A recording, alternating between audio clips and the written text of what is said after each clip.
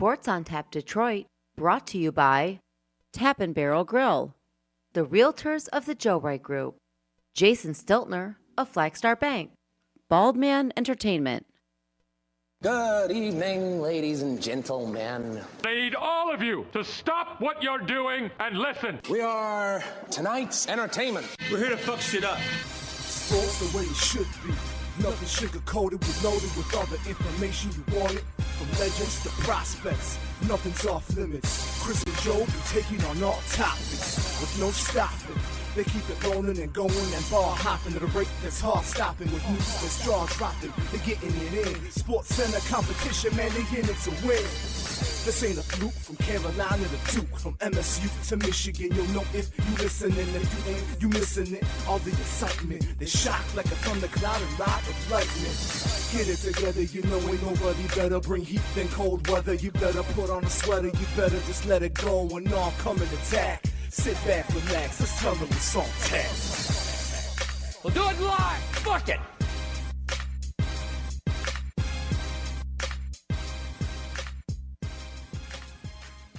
Happy Chinooka. I have no idea what Chinooka is, but happy Chinooka because they said so. Happy Chinooka. Yes, happy Chinooka, everybody. Welcome to episode 193 of Sports on Tap Detroit. Alongside Joe Adell, I'm Chris Scott. Joe, how are you? I'm pretty damn good. How about you? You should be pretty damn good because you were off work till when? You said January 5th? Yep. I am off work until the next year. And it's the Monday. We go back as it must the 5th. Be nice for a part-time employee. I do all right for myself. They're lucky to have you. I do all right for myself. Good work if you can get it, I suppose. Yeah. It's funny. The reason I end up having that much does because I don't take time off throughout the year. No, that is you know what I mean? that is absolutely true. You do work Like you work very hard for I've got to earn that kind of stuff. So I've got so much time left to take off. Yeah.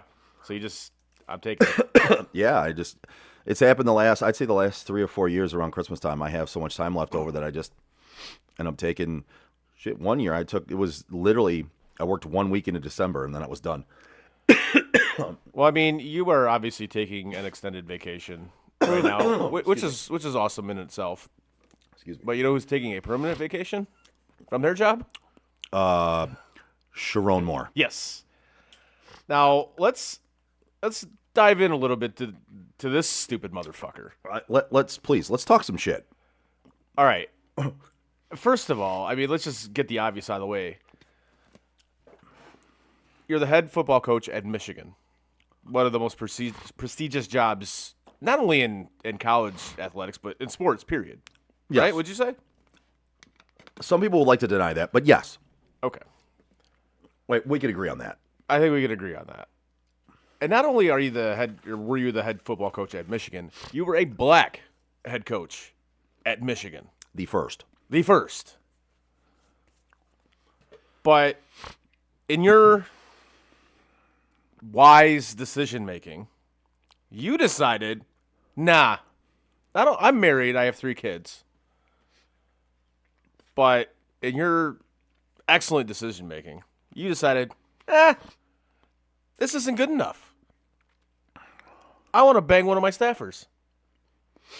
And then I want to double her pay. And then I want to stalk her after we break up. Yeah. And then she tells. And then I want to go to her house and break in and threaten to kill her and myself. Yeah. It seems like a long string of very good decisions. Oh, excellent decisions. Yeah. Now, with all that being said, you see, obviously, the excellent decisions that he made off the field. Kind of puts into perspective the terrible decisions that he made on it. Right? What, if your mind is like that off the field, I mean, it stands to reason that it would be kind of like that on the field, right? Yes. And again, I'm a big proponent of you have to separate work from personal, right? When you go into work in the morning, you have to find a way to block out your home life bullshit that is weighing on you. Because if you don't, you're not going to have a very good day at work. You're not going to have a very good week at work. You're going to end up getting let go because you just are not performing and you're not doing well. And you're going to, like, there's a lot of things that come from that. Like, you got to be able to block that out when you go to your job. Yes. Now, I know every once in a while something slips through the cracks. It's just, Of course. you're human. It happens. Of course. But for the most part, yes, absolutely. You got to leave that shit at the door as soon as you walk in. If you have that idea in your mind, then the 1 or 2% of the time where something slips through and your mind just isn't there, it's forgivable, right? Because we're human. Yep. But you have to be able to do that. But in this case, with the absolute utter atrocities of decisions and life that this guy was living, Like, how does that not bleed over into your work too? Like, plus the person that you're fucking your side chick, your side piece works for you. yes. You're not escaping your personal life even when you're fucking at work. And the fact that And that was a Wait, bad, and the fact that bad you way to had put the, it. They were the- fucking at work. You but- had the audacity to think that nobody was going to find out about this. So whenever anybody Honestly, it's appalling. It's like, really? whenever anybody is getting together at work, Yes. tell me whether I'm wrong. Everybody knows it. Everybody knows. Whether you think it's a secret or not. Yeah. Everybody knows. Everybody will eventually figure it out. Everybody knows. Yeah. They can peg it. Well, No, well, I don't want to go down that rabbit hole, but we don't want to get into what they were doing. right. But yeah, they can pinpoint it. It's obvious most times that people are, even if they're just flirting and not hooking up yet, but they like each other. Like, you can figure it You out. can see it. Yeah. It's your assistant, Yeah. and you doubled her pay, Yeah. bruh. Like, come on. At least do it under the table, man. Bro, Come on. but bro, you're making, how much are you making? $5 million? Just toss her the extra shit on the side. Then don't double her pay so it looks Right. even more stupid. Like, what are you doing? And this is why the phrase, don't dip your pen in company ink exists. Don't shit where you eat exists. Etc. So now you actually, and all this shit, obviously, and that was crazy. Like, everything just kept coming in like one after one that day. It was like, holy shit. When that was unfolding, man, it was nuts. The news that kept coming out about that by the minute, Yeah. it was crazy. My jaw dropped. Now, with all this being said, I can't believe I'm actually kind of saying this, but I think this has a silver lining for Michigan.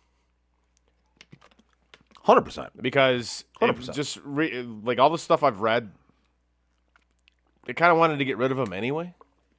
And Yes. this goes to the Board of Regents, who are a bunch of fucking clowns. Like, flat out, they wanted Harbaugh out. They wanted Juwan. I've seen so much leaked shit. I'm like, oh my god, these guys are idiots. Like, flat out fucking morons. But now, so They weren't wrong for wanting this guy out, though. No, they weren't. You and I, listen, put all this other shit aside. You and I had talked about it on the show weeks back. Yeah. We didn't think he was the right guy for the job Oh, when no. he got hired. No. We didn't think he was the right guy for the job through all of it. No matter how many wins he would have gotten, we didn't think he was the right guy for the he wasn't. job. He was in over his head. Exactly. And this kind of proves that he was in over his head. Oh, absolutely. Right. So A little bit, it went to his head, and he started making really piss poor decisions. Yes. What are you doing? So it kind of turns into, like, I guess, a silver lining for Michigan. Maybe not in the short term, but in the long term, I think. Right. So now they can fire him, obviously, with cause. So there's no buyout.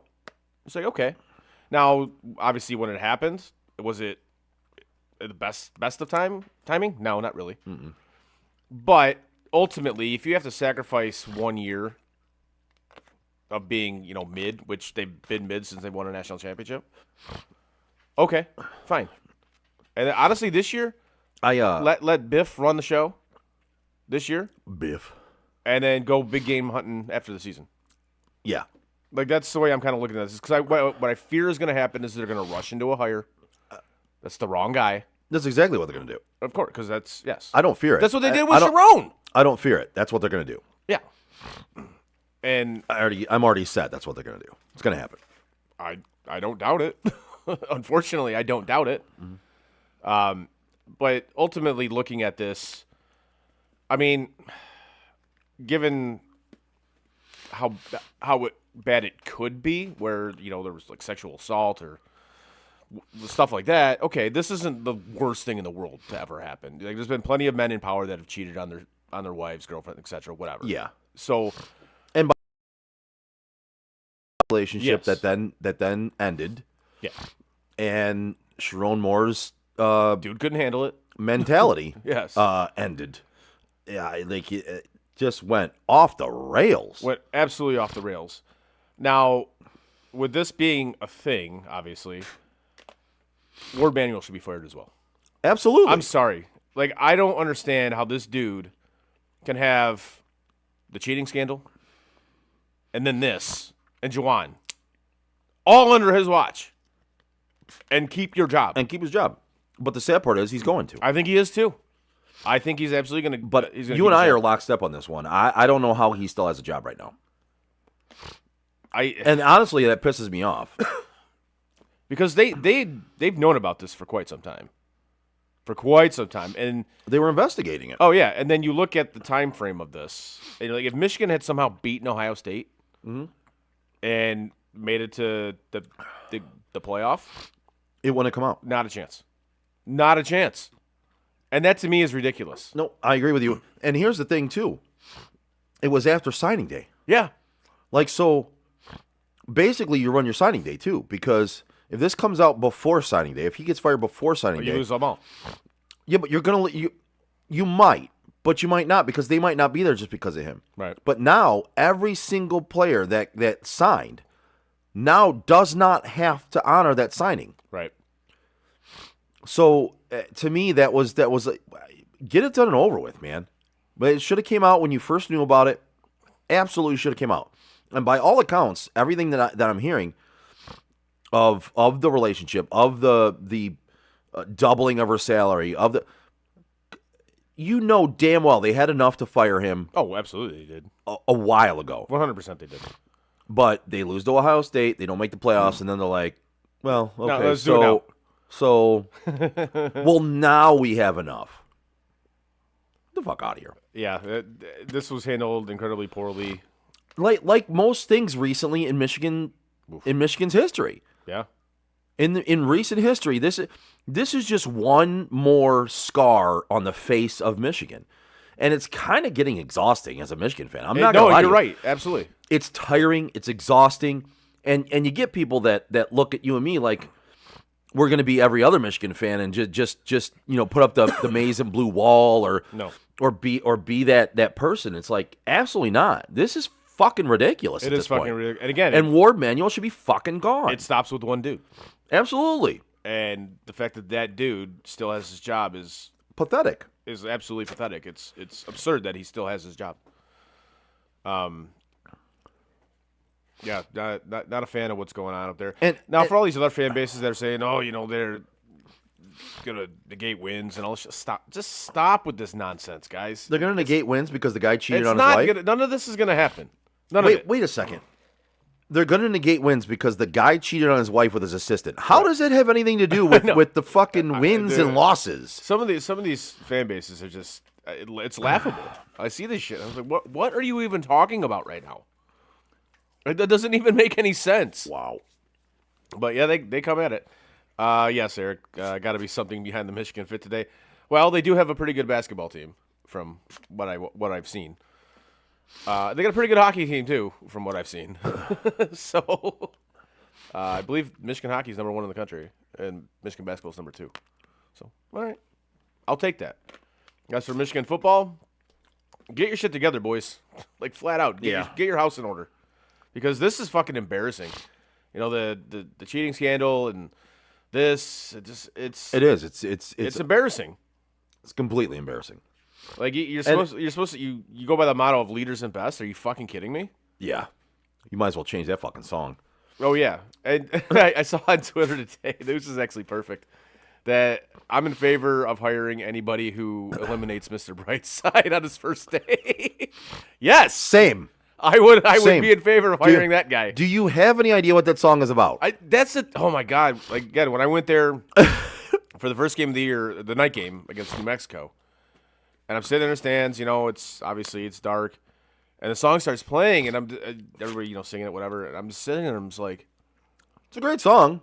It's a great song. Why Don't would get me wrong. But why?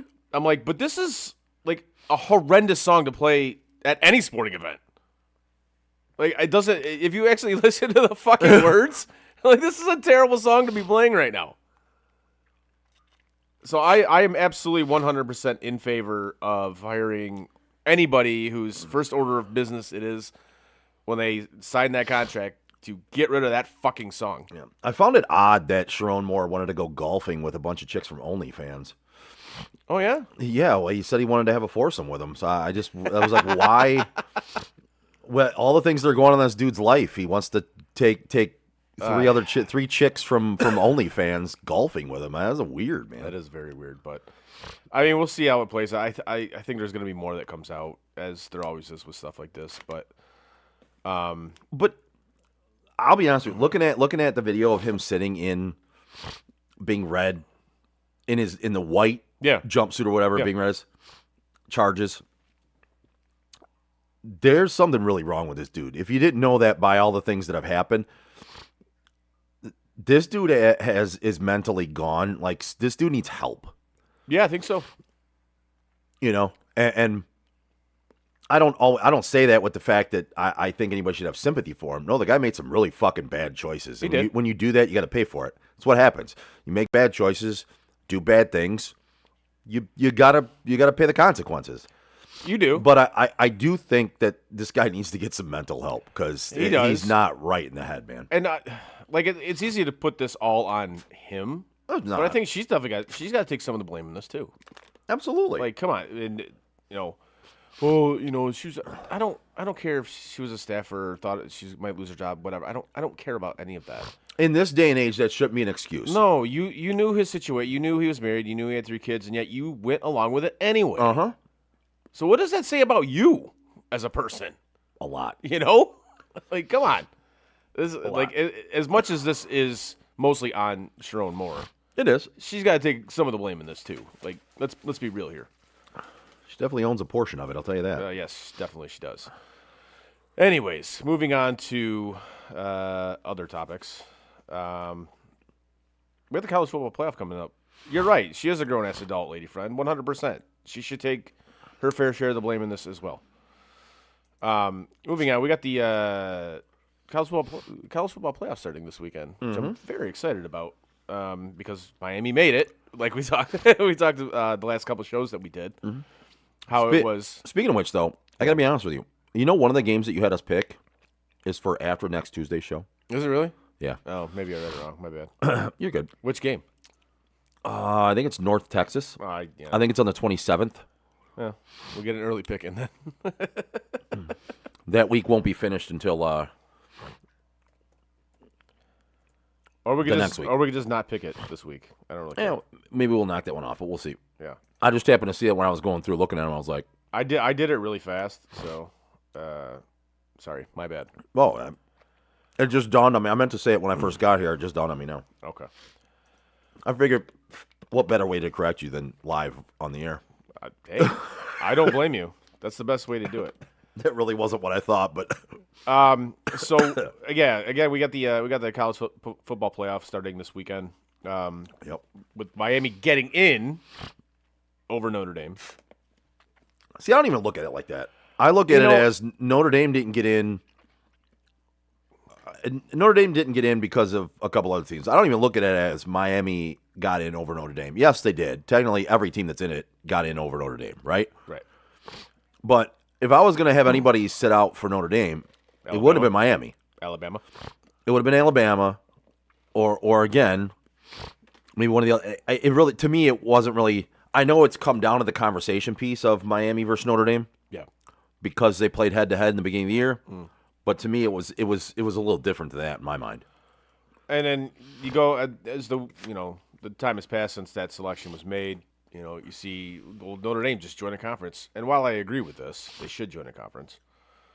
Because if they were in a conference, this wouldn't have happened to Notre Dame. They would have been in. 100% they would have been in. But here's the thing. This is the only time, really, that being in a conference, that not being in a conference has bit them in the ass. It's the only time. It is, and now they got basically a guarantee that they're going to be in everyone moving forward if they finish in the top 12, which is Right. frankly absurd. And if I'm other schools, Yeah. I'm furious about that. Yeah. I'm 100% furious about that. So what do? Do you just freeze them out and say, fuck you, we're not playing you? Because clearly it doesn't matter anymore. Strength of schedule doesn't matter anymore. Yeah. So they get to schedule a bunch of cupcakes, say, hey, we get to play Notre Dame. See- and they're going to run through the season 12-0 and get in. Hear me out. I know we're going to get into other stuff, but this is my way of solving all the BS. Expand it. No. No. It is your schedule matters Yeah. and your wins matter. You have to hit a certain level of schedule toughness Okay. throughout your year. You set that criteria. Yeah. So kind of you- like BCS stuff. Yes. Okay. And you have to have a certain amount of wins. So if you have like 9 wins would be the threshold. Anybody lower than 9 wins, definitely not. Or even if you want to make it 10. Whatever you want to do. I would make it 10. So 10. Let's go with 10. Yeah. Got to have 10 wins. Strength of schedule has to be, well, I think if you make the strength of schedule thing to where they're going to have to schedule tougher schools, then you will automatically see some teams at 9. I think maybe you got to go with 9 if you set the schedule toughness, right? All right. But that means you have to schedule good teams and good schools on your schedule to meet that criteria of schedule toughness. Right. Or schedule difficulty, whatever you want to call it. Or you don't get in. You just don't get counted. Right? You got to meet those 2 criteria in order to even be thought about to be in the playoff. If you do that, it will solve the cupcake matchups. It will solve the fact that nobody wants to schedule anybody tough on their schedule ever. It will solve both those things. And at that point in time, you won't really have an argument. If they all play each other, you will have a way to figure it out from there. No, I don't. Done. I don't disagree with this. I mean, It's a pretty easy solution, right? Yeah. Right now, we're upset because they schedule cupcakes. You're going to keep scheduling cupcakes because only wins matter, and you don't want to play anybody tough and take a loss because it's not as good as winning, and right. a cupcake win is better than a tough team loss. Yeah. So we're going to keep having the same fucking problems. So you do basically kind of like we said, like go back to like a BCS style type format, I guess. Right, but Where- then where- that's who gets into the playoffs. Then you have the playoff format, Right. But you got to set criteria Yeah. in order to get in, because if not, you're just gonna have everybody scheduling cupcakes all the fucking time. That's now. what it's leading to. Yep, Unfortunately, that's exactly where this is leading to. absolutely. So everybody's just going to play, the leaders of the blind every week, and besides conference games because you can't avoid that. But Yeah, like, Delaware Underwater Basket Weaving yeah, University. exactly. So that's what's going to suck. You're going to miss seeing those early season matchups, which you want to watch, and now it's just going to be like, okay, That's the problem. Is the only time you go matchups is when they're playing their conference, and even then, it's with the Big Ten, you don't really get good matchups in there anymore right now. It's brutal. So you got to find a way to make schools schedule tough matchups. the model as it is broken. Absolutely. It's absolutely broken. Now, what did you think about Notre Dame saying no, we're not going to any bowl game? I thought it was a little baby. I did too. I thought it was very childish. I'm like, really? That's the way you're gonna fucking handle this? I thought it was. I can't say I don't see where they're trying to go with it because they feel like they're making a statement. But to me, it was being a little bit babyish. I thought that was more being like high and mighty, like, oh, we're Notre Dame, and fuck you, man. Well, that is the perception with Notre Dame a lot. It is because generally it's kind of reality. Yeah. Like, and it kind of sucks for those seniors. It's like, so wait, we're just done. Like, oh, cool, man. Thanks. By all accounts, they did vote on it. Now, see, I've read the complete opposite. Oh, I read this was the AD's doing, oh, and he just said, no, we're not fucking going. okay. And the players had Well, no that say makes in it a this. little different for me because I would have hoped the players would have been consulted, at least the seniors. Yeah. I would have hoped the seniors would have been consulted because, again, if you're saying we're not going to any bowl game at all now that we didn't make the college football playoff, Right. then you're basically telling your seniors your football career is over one game earlier than you thought. Yeah, which Or multiple if you thought you were going to make the playoffs. But for sure. you would have had one more game left? No. Now you don't. But I mean, it's kind of funny when you watch this whole thing kind of unfold, just to see how insufferable their athletic director was. Oh my God, dude! Shut the fuck up, man. Like, you don't like it? Win the fucking game. Win the game, or like we said, join a conference. Because if you were in a conference, this wouldn't have happened.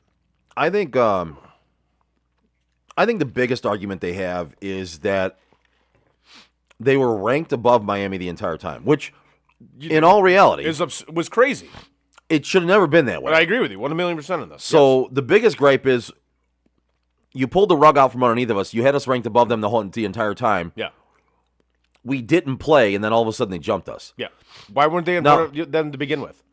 Now, on that sense, I do think they have a gripe, Yeah. only with the fact that Miami should have been ranked above them the whole time. Yes.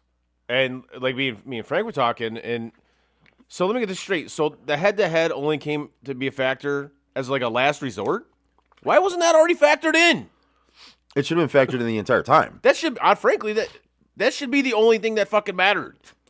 It should be the top criteria. Yes. It should be the number one criteria. If you play each other, whoever wins that matchup, Yes. that's the number one criteria. They won, so they're ahead of you. End. Now, unless that's the only win they have, or the only Right, one. but they being it's as- one of 6 wins they have, and they lost the other Right. 6 games. Given the circumstance as it Right. was, with the same records, Right. they beat you. Done. End. End of story. Done. They're in. And again, I don't have a dog in this fight. You do not. I do. But, right. But- to me, if you have a head-to-head matchup, how is that not the deciding factor originally? 1,000,000%. That should be Yes. number 1A and 1B. Now, should both of them have been in over Alabama? 100%. I truly believe that. Yes. That's where I go with this one. Is how did Notre Dame get left out for Alabama? Yeah. That's the one I have a should problem with. BYU been in over like Tulane or James Madison? Yes. Yes. 100%. Yes. James Madison is one I don't get. Like I'm not even mad about Tulane. James Madison? Really? Like Joe Cladd, he was talking about this as like kind of like a NCAA tournament, the Cinderellas and all that shit. He's like, we don't want to see that in college football. We want to see the best matchups. Well, Like James Madison's going to roll into Oregon and probably get dump trucked by 30. yes. I'm all about seeing a quote-unquote Cinderella. If they deserve to be there. Right. I'm all about seeing a TCU from back in the day, right? BYU would have been nice to be in here. Yeah. Tulane, I think, will even put up a decent matchup, in my opinion. I want to see those. Yeah. But if you're talking about a James Madison coming in like a, what was the first 16 to win a game in the tournament in basketball? Oh, Jesus. Yeah, it's escaping me right now. But again, you're never going to see that kind of Cinderella story in college football. You're not. No. You're going to see eventually. You will see a high seed win the tournament. The playoff. You will see a 12 seed or an 11 seed or whatever. If they go to 14 teams or whatever they go to, you'll see one of those eventually win it, and you'll end up seeing more as they go, as we've seen in college basketball. But you're not going to get a fucking James Madison. They're not winning this thing. No. No. Not a chance in fucking hell. Yeah, they're and same thing with Tulane. They're not winning this thing. I think Tulane is a better matchup than James And it Madison. might be. But I agree with you. They're not going to win it either. So I think they have a better shot than James Madison. That's the one that throws me off. It's like, what That's the fair. fuck? So the 4 matchups we have this weekend, we got Alabama, Oklahoma, Oregon, James Madison, Texas A&M, Miami, and Mississippi, Tulane. Obviously, I'm looking forward to the Texas A&M Miami game. Why? I don't know. That's a good question. It should be Notre Dame, Texas A&M. That's what I've been told. So, looking at these games, what do you think? Like, how do you see this playing out? Besides, I mean, could I see Tulane pulling upset? Maybe. Kind of like you were talking about earlier, that That's the one you could kind of see maybe happening. Mm-hmm. I think Oregon is going to absolutely just steamroll James Madison. I can 1,000,000% see that happening. The Bama OU game? Yeah, I got Bama winning that game, but that's really close. Now, A lot of people would say I'm crazy for that. A lot of people have Oklahoma winning that game, but I have Bama winning that game simply because I think Oklahoma's quarterback's still somewhat hurt, if I remember correctly. I think Tulane. I don't think Tulane loses by 17.5, the spread. No. I think Tulane keeps it closer. Right. With that being said, they're going to lose, and James Madison is going to get dump trucked by Oregon. Yes. So, like, out of these 4 games, the one I'm actually looking forward to the most outside the Miami game is Alabama-Oklahoma. Yeah. I think it's going to be a good game. It should be a good game. I'm very much looking forward to that. So I have, moving on in this, I have Alabama, Oregon. I think Texas A&M is going to beat Miami, and Mississippi. Mm-hmm. I just want good games, but I feel like 2 of them are going to be bad. I think that Tulane Ole Miss game is going to be better than you think. Okay, I hope so. I think the only shit show game we're going to get is Oregon versus James Madison, Yeah? in my opinion. All right.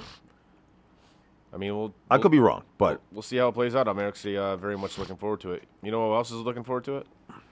Jason Stiltner from Flagstar Bank. Yes.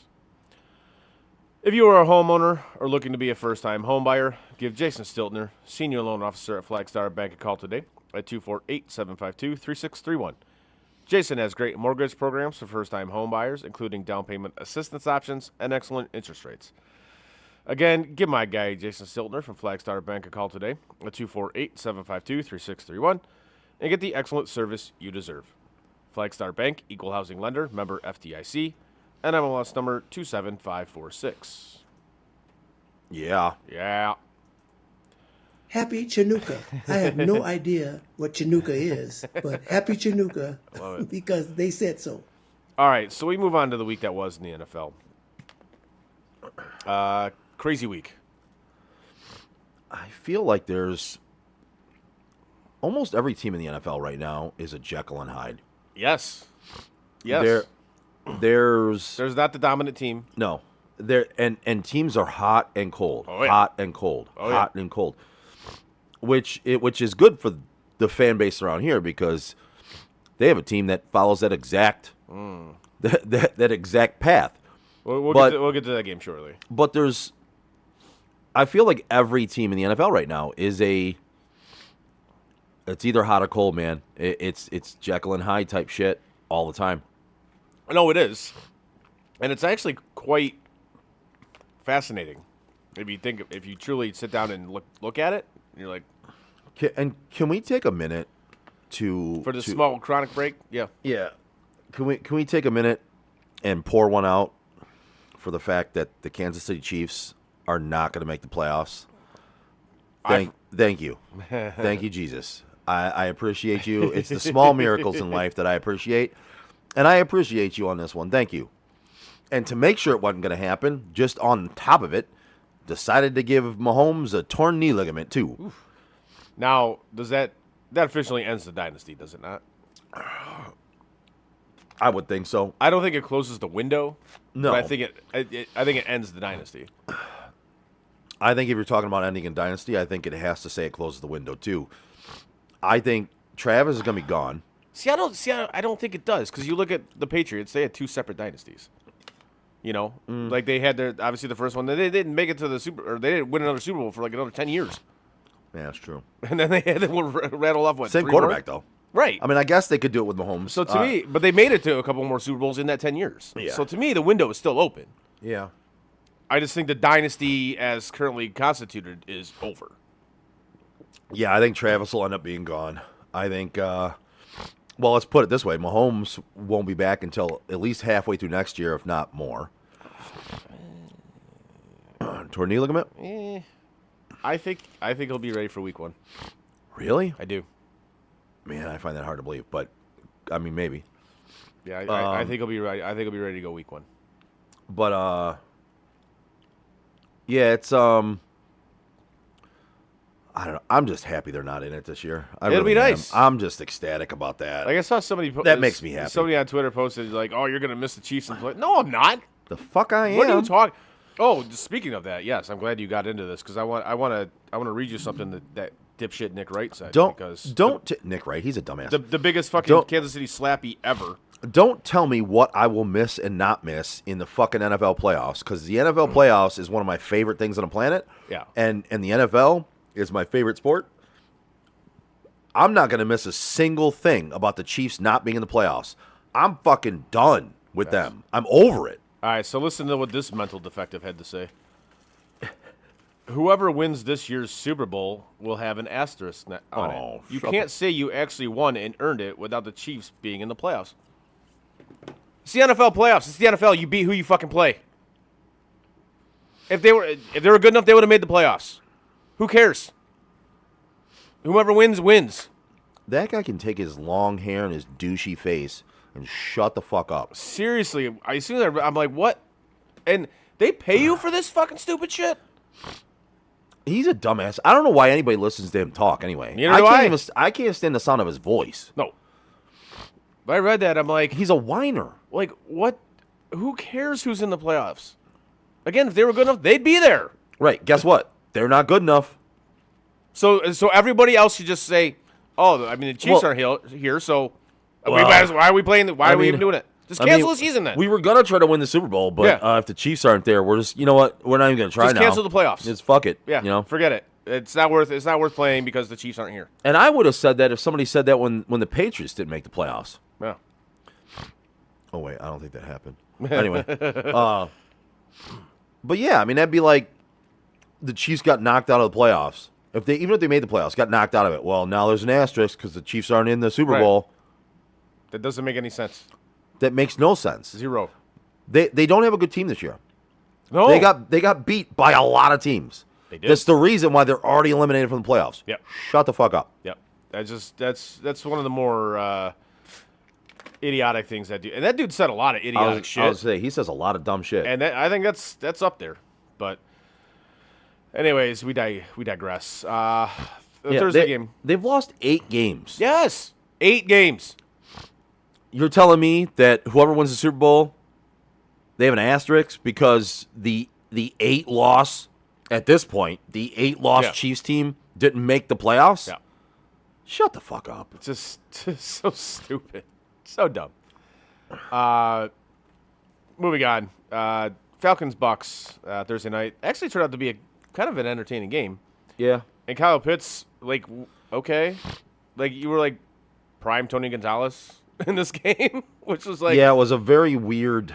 As whomever had him in fantasy this week, you did all right, I think. Yeah. And whomever played against you in fantasy.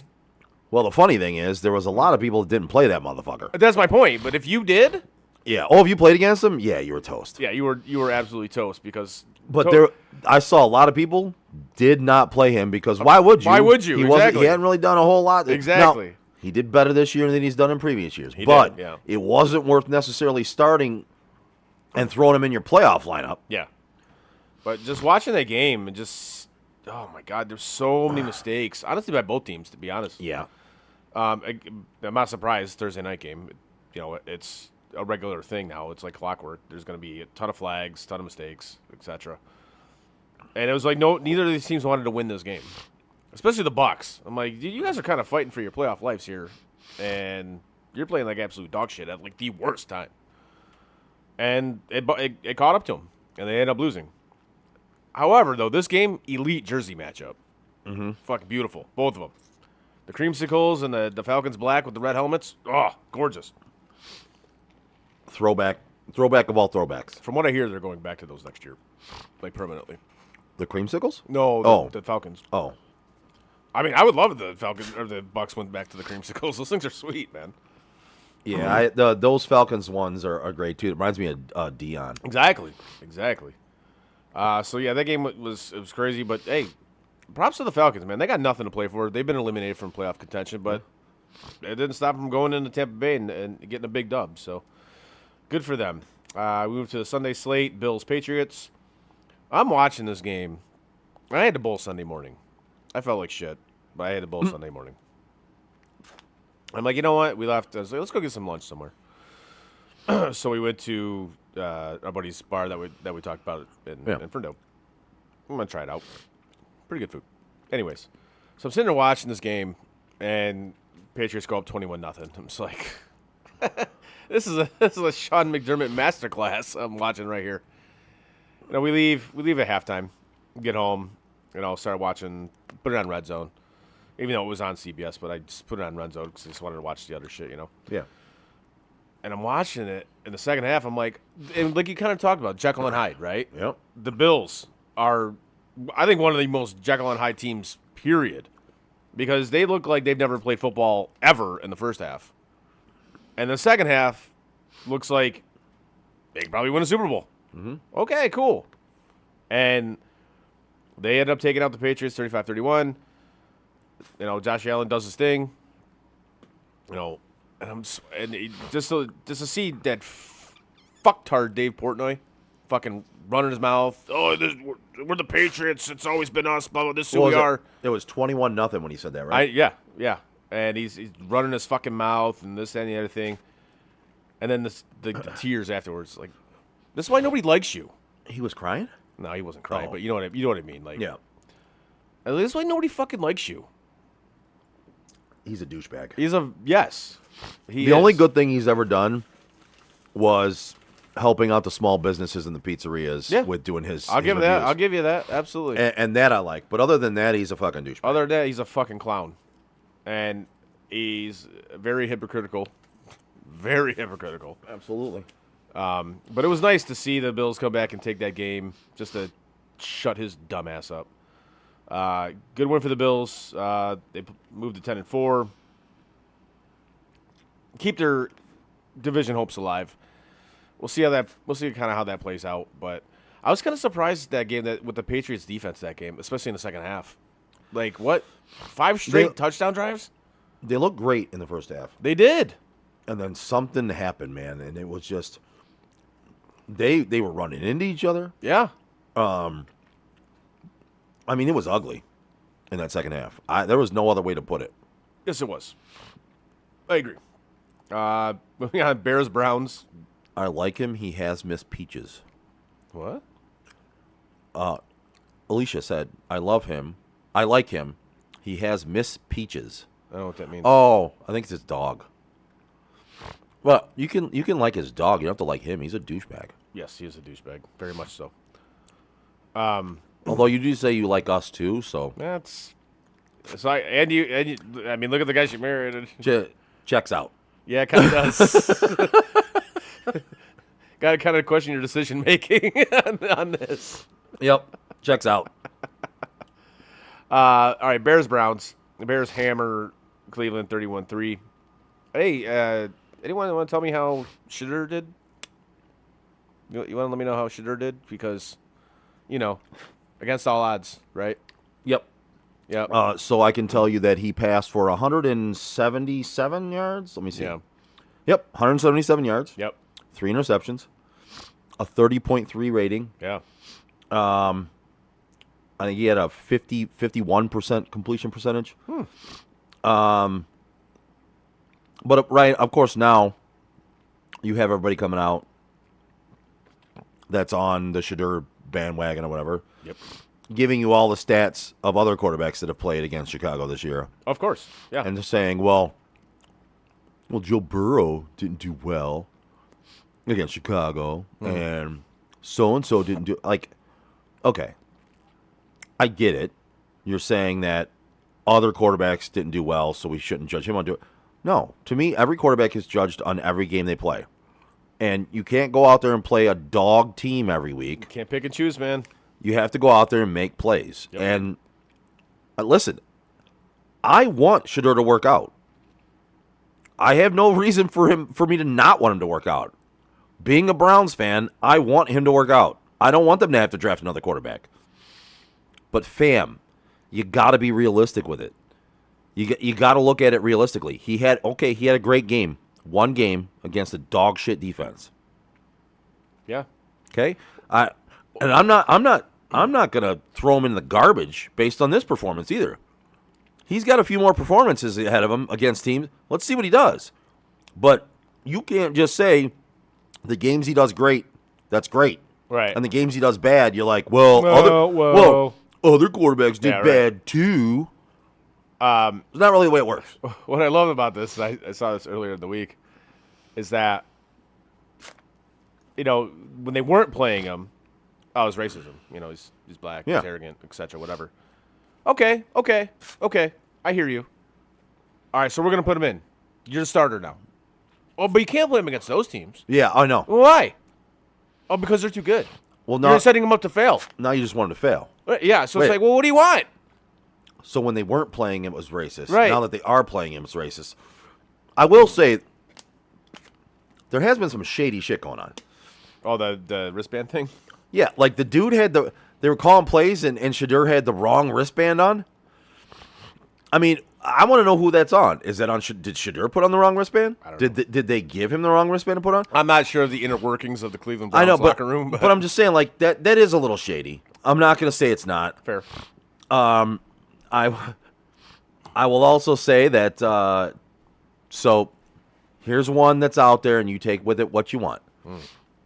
You know who Tim McCarver is? Yeah. You do realize that Tim McCarver had a run-in with Deion Sanders many, many years ago. Oh yeah, Deion dumped water on him. Yep. Yeah. So they're not cool with each other, right? He's dead. Okay, but do you know who Kevin Stefanski's married to? I'm sure you're going to tell me. Tim McCarver's daughter. I did not know that. I had no idea about that. All right. Might be a little something there. So I'm not saying that's the case. I'm not saying he's doing anything to sabotage him. I'm just saying it's a little shady when your quarterback has the wrong wristband for the plays you're calling. Yeah. And, you know what I mean? Like his dad and your wife's dad had beef. You know what I mean? Like I did not know that. it's a little sus. Yeah, I could see that. I could absolutely see that being a thing. I'm glad you learned something today. I did learn something today. Thank you for giving me that brand new information because I literally had no idea about that. But yeah, but again, I don't with the wristband thing. I don't know who is in charge of that. You would think that he would have the wristband like at his locker. No. You would think so. So I don't know, whatever, but it's a shit show there. So moving on to the Ravens Bengals. Ravens take it 24-0. To me, the one thing I'm really taking out of this game, besides a big win for the Ravens, a much needed win for the Ravens, is kind of like we talked about with Joe Burrow. Like why is he playing? And then you see him post game. And you know what it reminded me of? It reminded me of when Carson Palmer was there and he was just sick of it. And it reminded me of Andrew Luck. It was just, you just see it, he was just done. Like, I don't want to do this anymore. Yeah. That's kind of what his body language and how he was talking reminded me of. Was like, and I can't say I blame him. Like, every time you drop back to pass, you're running for your life. Like, every time. Mm-hmm. So I honestly can't say I blame him. But in that regard, you should have said, no, I'm not ready to go. Seeing where this season was heading, it's big no. Like, I'm coming off a serious injury. No one's gonna stand up for you if you don't. Right, exactly. But You got to be willing to say no. Not going back. That's the thing. It's like, oh, he quit on his team, blah blah blah, whatever. They weren't fucking going anywhere anyway. At all. I know mathematically they could have, right? But let's be realistic. Like if they had won that Buffalo game, right? Okay, you're still technically in it, right. but then this one, like it's over. Let's say it's done. Right. But to see his body language after the game, it just looked fed up. It's like, I'm done with this shit. Like, whether it be football in general, because to me it just seems like he looks like a guy who doesn't like football. You know? He looks like Kyler Murray. A little bit. Yeah, like he's good at it, obviously. But he just doesn't like it. But he doesn't like it, you know? Well, didn't he also make a statement after the game that was kind of like something about if I'm still gonna play this game or if I gotta That's what I'm, I gotta this is what like I'm it. talking Yeah, about. I gotta like it. I don't remember what the exact quote was, Neither but do I could look it up, but I just don't feel like doing but it was along the lines of like, man, this dude's really questioning his fucking livelihood right now. That's exactly the kind of shit I'm talking about right now. Is just that whole demeanor, that whole body language, just kind of like I don't want to do this anymore. You know, and again, I can understand it, especially when again every time you drop back to pass, you have to run for your life so you don't get killed. So here's the quote: "If I want to keep doing this, I have to have fun doing it. You know? Yeah. I've been through a lot. If it's not fun, then what am I doing it for?" Yeah. That to me is a dude questioning what he's doing for his livelihood right now. That's a dude questioning his decision to play football. Oof. Yeah, it's not good. It's like there's no team in the NFL that would have won today if I was the quarterback. Wow. Yikes. Damn. Yikes. Yeah, that's a problem in Cincinnati. And this isn't the first time this has been a thing in Cincinnati. Like they're consistently rated at the bottom of organizations for a reason. So Burrow did say, he clarified that the fun comments Yeah. weren't aimed at Bengals following shutout loss to the Ravens. My comments, he says, quote unquote, my comments had nothing to do with Cincinnati. Burrow said, Like the city or the my team? comments had everything to do with me and my mindset in football. So it still doesn't clear up the fact that you're No. questioning. It doesn't say that. I don't think anybody thought you were talking about your teammates. No, not at all. I think it still clarifies what we thought, or most of us who have a brain, that you're questioning your mindset and where you want to be. Yeah. And it might not be on a football field. I don't know. That's going to be interesting to see how that plays out moving forward. I don't know. I mean, we never thought Luck. We didn't think Luck was going to retire. His was made I know more his for more injury, injury, but yeah. I mean, you got to look at Burrow. I mean, look at his injuries that he's had. You know, Yeah. and it's kind of the same thing with Carson Palmer. He's like, he wanted out of there so bad. He went to fucking Arizona. Like, there's a reason why the Bengals are constantly at the bottom of NFL rankings in terms of organization. You know, how the players vote on this. Like You and I say it all the time. Bad organizations stay bad, no matter what sport it is. Yep, they do. Moving on, Chargers-Chiefs. Chargers take it 16-13, and as we discussed earlier, Bobbich. eliminate the Kansas City Chiefs from playoff contention. Fuck you all. Nice. Now, and then another significant thing that happened in this game is obviously Patrick Mahomes leaves the game. He's got a torn ACL. It was the last play of the game, too, wasn't it? Mm-hmm. Yeah. Which, I mean, I don't even know what to say about it, to be honest. I don't ever like seeing a player get injured. I don't either. I really don't. As much as I may dislike a player, Yeah. I don't ever want to see that. Yeah, I can't say that I didn't celebrate it No, I didn't either. because I will never do that. But I also can't say that I was like, oh God, that's awful. Right. You know, I was like, oh well, Well, what sucks, I guess, for him. But now, what I will say is, Travis Kelce, you're gutless, gutless, to just duck out afterwards and not say anything. Really? yeah, I mean, That dude literally becomes more unlikable by the day. yes, It's actually amazing how much that dude becomes unlikable. yes. It's amazing how quickly his downfall has been with being likable because everyone fucking loved the guy. Yeah. 2 years ago. Yeah. And now, Even though he still played for the Chiefs and everybody hated the Chiefs. Right. Everybody still loved Travis Kelce. He was a likable person. He but was you see the type of person he actually is. right. He's a fucking asshole. You know, it's okay. It's like, oh, it's just competitive spirit. No, it isn't. This is who he is. Yeah. Like everything else, like the podcast and all that shit, all the other shit that he does, it's fake, man. It's all bullshit. And people buy it, hook, line, and sinker. And it's comical to me. It really is. Well, and part of it for me, obviously part of it started for me with Taylor Swift bullshit. Yeah. Right. And that is annoying as fuck.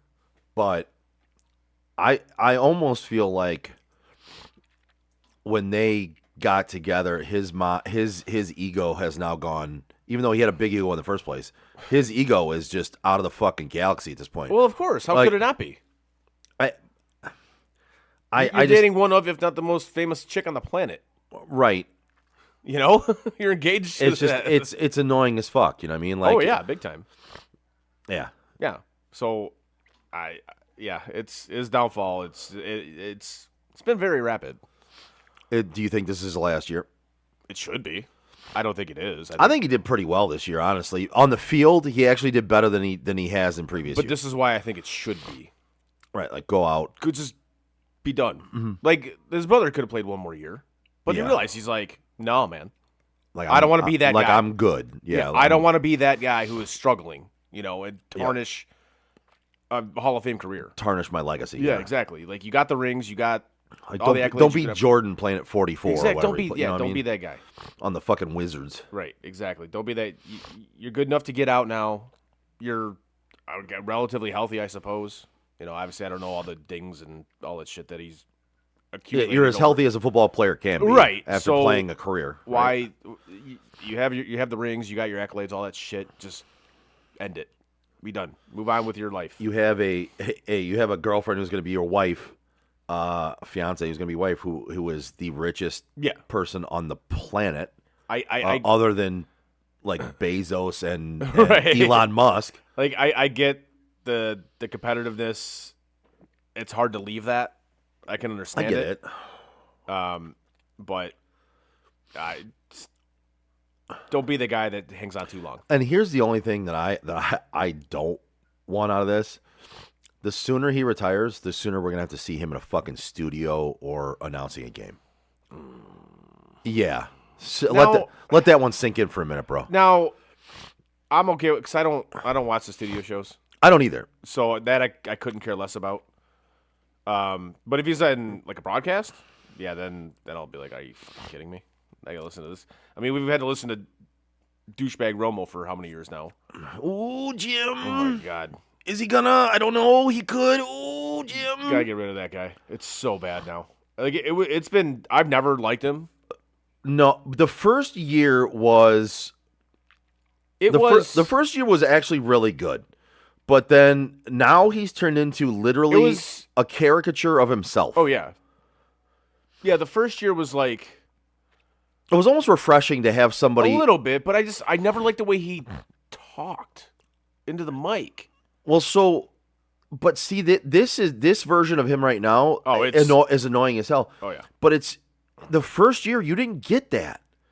No, you got insight. You did. You got knowledge, and then I feel like somehow, some way, people told him, "Hey, you gotta reel that in. Like, we don't want you saying what's going to happen all the time. Like, we want you being more questionable about what's going on." And now, literally, everything he says is a question.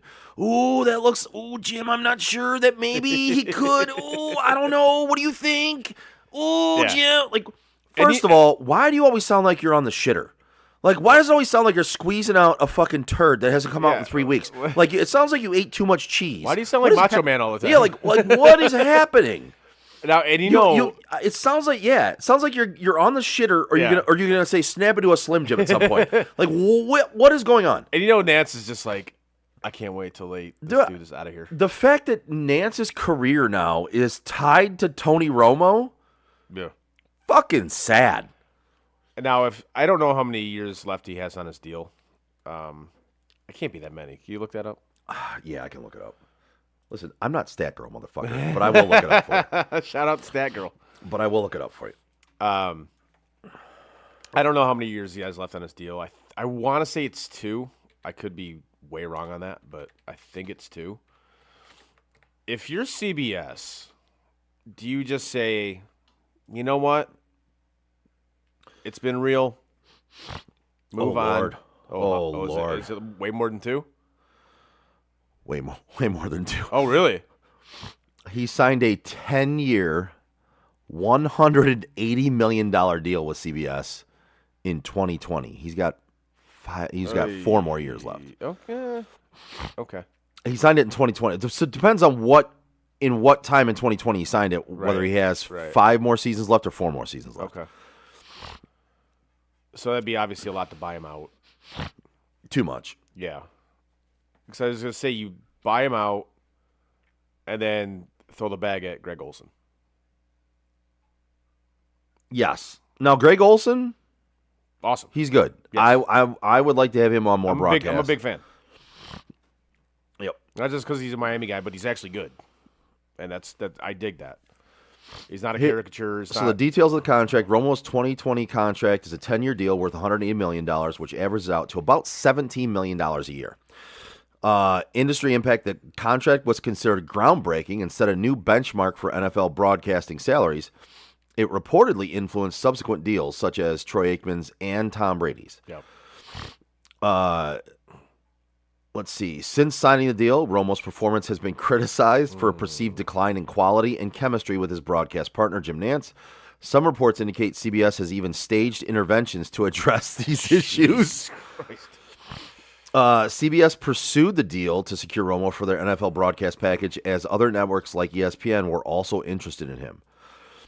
Can you imagine if he'd have been on Monday Night Football or something else like that at this point? At least it's only the CBS broadcast. Can you imagine if we had to put up with him for like the Thursday night or the Monday night games or the Sunday night game? Oh my God. Listen, Collinsworth is bad enough on Sunday nights. He is. He's lit, and I don't. So here's the thing. I want to put out a bet. What's the over under on how many times Collinsworth mentions Patrick Mahomes for the rest of the season, being that motherfucker's not even playing? Because you know damn well he's going to slobber on his knob even when he's not playing. That guy, I swear to God, Collinsworth camps out at Mahomes' house. I think so. Like he lives in his guest house. You know what I mean? Like, what do you set the number at? I'm going to go twice a broadcast from here to the end of the year. I'll take the over. And the dude isn't even. Let's go 2.5. You got to do a half. Because what's going to happen is like a quarterback will make like a quote Mahomes play, and that's when he's. Let's go 2.5 times. 2.5 times broadcast. I'll take the over. I'm with you. Yeah, because again, you're going to get a quarterback that makes a quote Mahomes play. That's the which is even more fucked up because it's a quarterback that's done it before Mahomes. Yes. But he's going to be like, it's a Mahomes type play. It's like, Yeah. no, dude, this dude was like Stafford with the sidearm throw. Was doing that way before Yes. Patrick Mahomes got in the league. Yep. Like, fucking, you're right. Collins were just horrendous. But what's funny about the Monday night shit is I was watching a little bit of it last night because that was a horrible football game last night. I started watching it, and I ended up muting it and putting on the other TV, and I started watching more episodes of Mayor of Kingstown. Okay. I heard that's good. It's a really good show. Yeah, it's, I got hooked up, so I started watching it because I love the show The Landman. I think I told you about that. Yeah. I'm all caught up on that one because it was only one season, and now they got the second season going. Well, I'm caught up. Yeah. And same person, Taylor Sheridan, wrote Mayor of Kingstown. Oh, nice. And it's Jeremy Renner, who I'm a fan. I'm like, Jeremy Renner's a good actor. I put that on. I started watching it. Man, that show is addictive, bro. That's what my buddy CJ, he recommended that to me too, so I'll have to check that out at some point here. Completely lost my train. Oh, yeah. Sorry. Sorry. So I was watching a little bit of the game yesterday, and there was that play where the guy got called for taunting. Yeah. And Aikman lost his shit on it. And not about the players, the call itself. Right. Aikman's to the point now, 0 fucks given. Like, if he sees a terrible call, he calls it out in real time, and I fucking love it. What are they going to do? Blackball him? He's Troy fucking Aikman. Yeah. He's in the Hall of Fame. He's one of the best broadcasters that's ever broadcasted. And he hasn't fallen off like Tony Romo did. No. I think he's gotten better. I would say his performance has gotten consistently better. Yeah. What are you going to do if the guy calls out the NFL for some bullshit or calls up some rest? I fucking what are you love gonna it. Do? Not hire him back? I absolutely love that he's in real time. Just is blasting these officials and blasting these calls. I think it's great. It's what's needed. Frankly, I think more of these guys should do that. I 100% do. Absolutely. Embarrass the league on national television? Fuck yeah, do it. Over bad calls? Yeah, yes. do it. Please do. It's absolutely necessary. But We move on. Don't care about. We'll get to more bad calls later. We will. Commanders Giants, do not care about that game at all. Except Jackson Dart just wants to play whack-a-mole with his head like every time he does anything. Well, there's two guys in New York that won't last long. That guy. And it's not because they're not good at football, because they are. Right. It's because they cannot keep from getting like these dudes just want to get concussions. I guess. Between him and Cam Scatabo, Yeah. whose ankle literally got ripped off almost. Who that dude is actually back to walking. I'm surprised. It's without a boot or anything. Is he really? Nice. Yeah, they showed him walking into the facility. Those two guys got to learn that you can't always lead with your head. No. Like you're not a ram Like if you're getting with horn. Like you can't. If you're getting checked for a concussion every game, that's a problem. You might want to change the way you're playing slightly. That- I'm not saying change the way you play because it's what got you there, but like change it slightly. Because that's not sustainable, man. You're gonna die. Yeah, that's not sustainable, like flat out. So moving on from that game, Eagles Raiders. The Raiders continue to be an absolute abomination to sports in general. Eagles take it 31-0. Nothing really to take out of this game. The Raiders are an absolute disaster, like flat out. Period. In any sport, disaster. Two teams got shut out this week. Yeah. And another team only scored a field goal. Not a good week in football for some of the lower tier teams. Man. No, it really isn't. It's really quite bad. Yeah. So Eagles get a much needed win, maintain their grip on first place in the NFC East. That's really all I got to say about that game because again, the Raiders are just an abject disaster, failure. Honestly, an embarrassment to sports. So. Moving on, Jaguars, Jets. Jaguars take it 48-20. Jags are for real, boys. They are. I know it's the Jets. I get it. Okay, thank you. You said it. I didn't want to have to say it. No, I was going to say it. Didn't want to have to say it. I get it. It's the Jets, but I'm not saying Jags aren't for real, okay. but I'm glad you said it. I didn't want to have to be the one. Well, because it was against the Jets. It was Jets, man. I know it's the Jets, Like, it was Jets. but they're 10-4. They've had some impressive wins this year. I don't disagree. Again, I didn't want to be the guy to All rain right. on the parade. So let me ask you this. Let me I guess compare resumes here. Who's the better division leader? Bears or Jaguars? Jags. Okay. Jags are more for real. I would say they're more for real than Chicago. Chicago strikes. So there's two teams that strike me as being an equivalent of the Minnesota Vikings from a couple years ago, where we were just like, it was the most fraudulent good record we've ever seen, right? And they proved that in the playoffs. There's two teams that are up there for me on that one. Okay. One, maybe not as much because they have a really good defense. The Texans? No, Denver. Okay.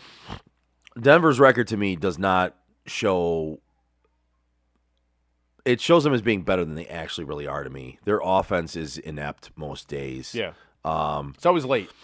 They're kind of fraudulent to me right now. Yeah. And maybe they could prove me wrong.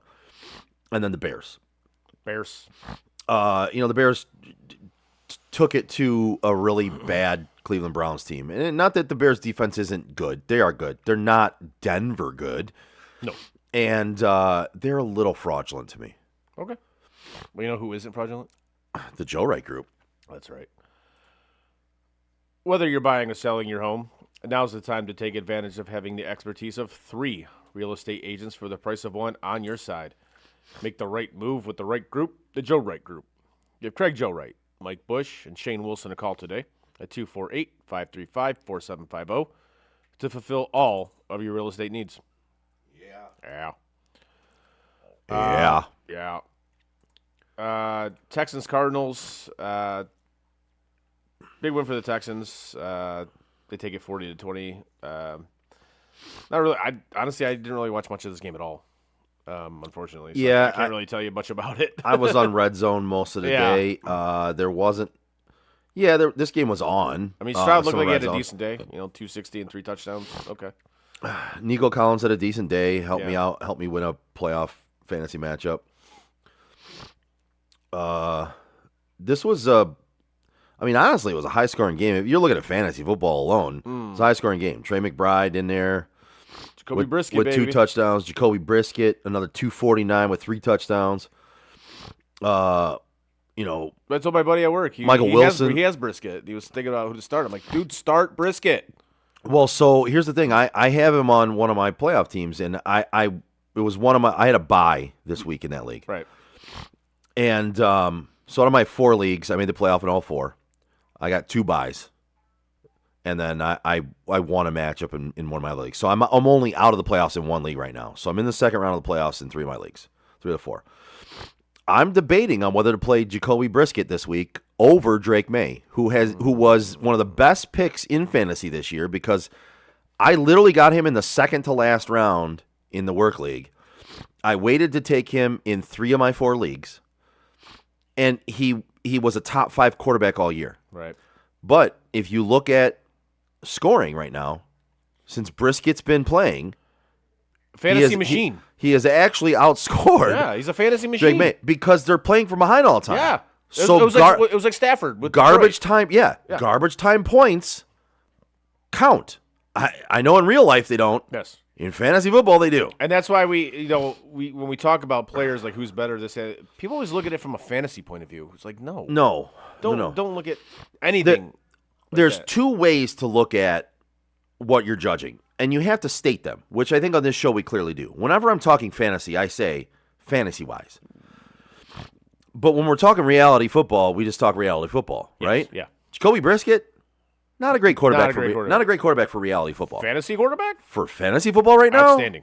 it's fucking amazing. Yeah, Hall of Famer. Because they have enough, Hall of Famer. But they have enough weapons on that team when they're playing from behind, Yeah. and teams are playing prevent defense. He's racking up the yards and the Of touchdowns. course, yes. So I'm looking at the matchups this week. You got Atlanta taking on the Cardinals Yep. in Arizona. Yep. I think it's going to be a fantasy delight. I agree. For Jacoby Brisket. Now, I agree. Drake May has to go to Baltimore on Sunday night. And their defense, even though over the season, Yes. the defense ranking for Baltimore is not very good, their last 4 weeks, Yeah, they've been pretty damn good. and it's going to be cold. Maybe weather. Who knows? Well, and this week, so in the leagues where I had him this week, when I played him, if it wasn't for 2 rushing touchdowns, he wouldn't have had many points at all. That's Right. 12 fucking points that he got just off of rushing touchdowns. I Didn't mean- throw for a touchdown. To me, this is a pretty easy call. I'm honestly, I think it is for me too. And I get it because you're like, I'm really going to start Jacoby Brisket over the possible MVP of the league. But again, that's real football versus fantasy football. Thank you. So Correct. yes, Correct. To me, I would go with Jacoby Brisket. That's just me. But I think I'm there actually already. All But right. yeah, that's a decision I'm making because so you've arrived. yeah, I've arrived at that decision. Lady friend will understand that. Moving on. I'll say I don't understand it, but No, I- lady friend gets it. gotcha. Broncos Packers. Solid matchup. One of the highlight matchups of the week. Broncos take it 34-26. Biggest thing to come out of this game is Micah Parsons out for the year. Yes, Yeah, torn ACL. but here's the thing. I'm gonna be one of those people to say I don't think they were gonna win it with him. Win the game or just in general, like the Super Bowl? Or Super Bowl. Yeah, I don't think they were. I don't think they were winning the Super Bowl with him. So everyone who's losing their minds in Packer Nation that now it's going to be tougher or no, now they might not win it. You might want to come to grips with reality. Yeah. I don't think the team was good enough to win it with him. No, I would absolutely agree with you. I mean, it sucks for them, for that defense especially. Now, in a year where we talked about most teams are Jekyll and Hyde, Yes. then maybe they could have became and they could have had a transformed and had a decent run in the playoffs, maybe because they've shown flashes of being really good, but more flashes of not being as good. Maybe in a year where there's a bunch of up and downs, maybe. But I'm going to tell you flat out, I didn't ever think other than the first couple weeks maybe, that Green Bay really truly had a shot. And that's we would talk about it every week about the Packers. Like, what is this team? Is this team good? Is this team bad? Yeah. I have no fucking idea. And we talked about the Jekyll and Hyde nature of teams this year. That was another one that was kind of like, well, are they good? Are they bad? I have no idea. So you're right, and I do absolutely agree with you on that point that with or without Micah Parsons, I don't think they were doing anything special in the playoffs anyway. Yeah. Obviously, this significantly hurts their chances to actually get into the playoffs now. Yes. But we'll see. We'll see how it plays out. It's unfortunate though. All these injuries, man. There's so many injuries this year. It's crazy how many injuries there have been this year. It's crazy. It is. But good one for the Broncos nonetheless. Moving on to the Detroit Lions and the Los Angeles Rams. Rams take it 41-34. I have a request Sure. for the NFL. Yes. Not that they're listening, No. But- Well, maybe they are. Who knows? but if this makes its way to the league's front offices, Yes. my request to make our lives easier and better Yeah. is if you are going to keep having refs make bad calls, can you please stress that your best group ref the Lions games and not get any calls wrong, because I'm really tired of them using excuses of bad reffing with losses. every week. I'm every week. over it. Can you, for the love of God, and if you watch football at all other than your home team Lions, you know it's in every game. It's piss poor. It's awful. I beg of you, NFL, I'm literally here with my hand. I'm begging you. Can you put your best team on the Lions games from here on out and stress the fact that they got to get every fucking call right and don't have any controversies, and no matter what, they're going to go back to New York to get a confirmation call, because I'm so tired of the excuse of that's why the Lions are losing games. Yeah. Please, for the ever-loving fucking love of Christ, fucking please. Please. You can get bad calls in every other game. Every other game. Don't care. Every other game. Don't care. I mean, it had nothing to do with you had 5 yards in the third quarter. 3 drives in the third quarter that resulted in no points. Yeah. But in a game like that. But yes, again, right now, all I'm saying, all I'm saying, please, for the love of God, please, Yeah. stop fucking up calls in Lions games. Now, was that catch, no catch? Was that egregious? It was pretty It egregious. was pretty egregious. Chances are they scored a touchdown on that drive anyway. I agree. But again, how you could call? Yeah, I'm with you. I think they're down at the 1, I think they score. Yeah. I do think anybody saying that wasn't a catch at all, a little bit off base. Down at the 1 or 2, whatever you say, Yeah. depending on your view, Yeah. that would have been a correct call to me. Not in the end zone, down at the 1 or 2. Right. Not a touchdown. Not a touchdown. Yeah. Do I think they score with 4 downs at the 1 or 2? Yes. Absolutely. Yes, I do. But the only thing that did was give Lions fans who are fucking crazy Yeah. the ability to say, see, we lost because of a call again. The league has it out for us. Now, thankfully, some of our friends are not that bad about it. And like, all right, that's a bad call. It's awful. They get calls bad in all games, not necessarily why they lost. All right. But for the love of Christ, man, I cannot stress this enough. You have to stop fucking up calls in Lions games. You fucking have to. I'm fucking begging you. All it does is give the fan base a bigger delusion that they would be fucking undefeated if it wasn't for bad calls. Fucking stop, dude. I mean, that's they've never actually lost a game. It's always been the refs, right? It's either the refs or they ran out of time. Yeah. And then this is the other one that says like the penalty discrepancy. It's like, well, the Lions had 4 for 25 and the Rams had 2 for 8. I don't see what your beef is. Like, okay. That's What, your, two. You got 2 more calls. Yeah. To me, that's to me the fact there was only 6 calls in a game is a bit weird. Like It only is. only 6 calls especially in an when NFL you, football when you game. call holding on every play, apparently. You can, Yeah. But so I caught this, and even some of the holding calls they do call now. I look at them, I'm like, so I caught this gem, and I'll give credit to the guy who tweeted it. This guy we make fun of quite a bit. It's Kermit the Rieger. okay, So I'll give him props on this because I like what he said in response to what Lions Okay. quarterback Jared Goff had to say. oh yeah, I heard about this quote. I didn't hear what Yeah. Rieger had to say. It but- said, Jared Goff on fans who think the Lions are done. It pisses me off a little bit to hear that. We have to win this one first. We'll have it in front of our home fans. It'll be great. Go out there and get the W and hopefully prove a lot of our people wrong. That was the one that killed me. Prove a lot of our people wrong.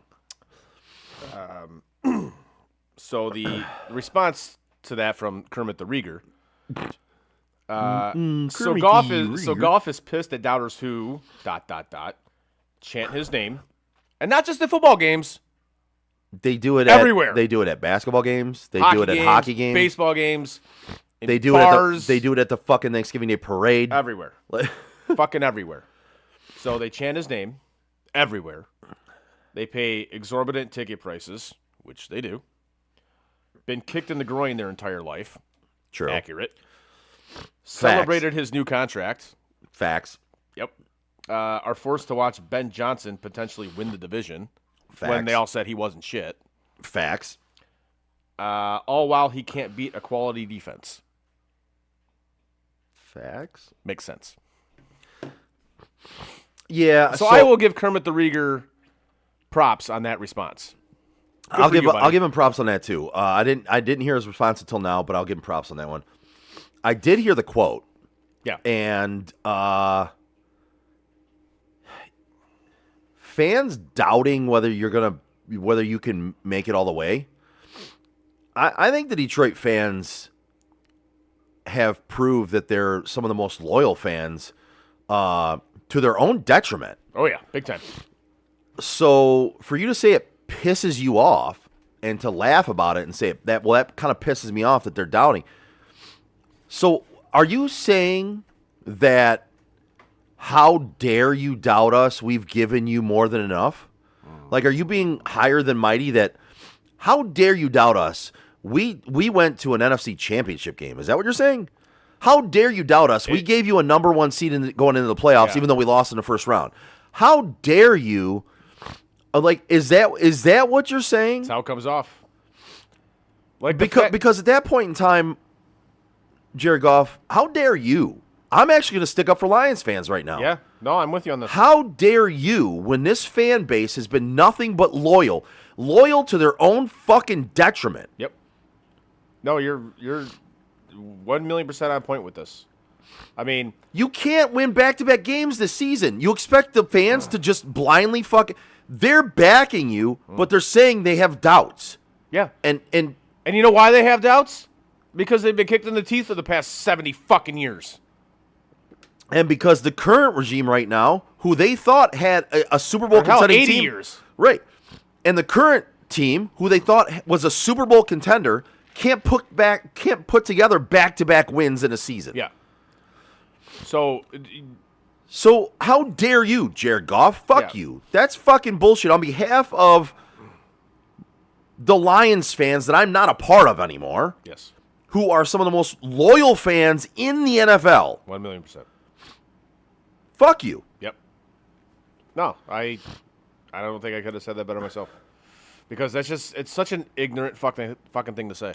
It is. It's tone deaf. It really is. It just shows that you don't know the history of this fan base like at all. Yeah, read the room, man. Yeah. Read the Like- room. It's just such a dumb fucking thing to say.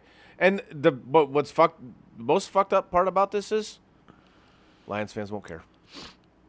Some of them will. The majority of them will The majority of them won't. They're like, oh, well, no. Well, it's our guy, and if he says fuck you to us, we're going to say, yup, okay, fuck us. But if he ever leaves, oh, that guy fucking sucked. Yep. When he leaves, they're going to be like, well, remember that time he said, Yep. fuck you guys, Yep. and we're going to prove y'all wrong? Yep. Yeah. No, it's because, and again, I'm sticking up for Lions fans right now. They don't deserve that bullshit. No, they But don't. in a way, maybe they do. Kind of do. Yeah. because they're willing to eat and shovel the shit Yep. when somebody gives it to them. Like if that was a team I backed, I'd be like, fuck you, dude. Go fuck yourself. I don't root for you. I root for the Lions. If I'm a Lions fan, fine, I root for the Lions. I don't root for you personally anymore. I don't chant your fucking name anymore. Yes. That's some horse shit, man. I agree. Moving on. Panthers, Saints. That's a bad loss for the Panthers. Yeah. The funny thing is, I saw that one coming though.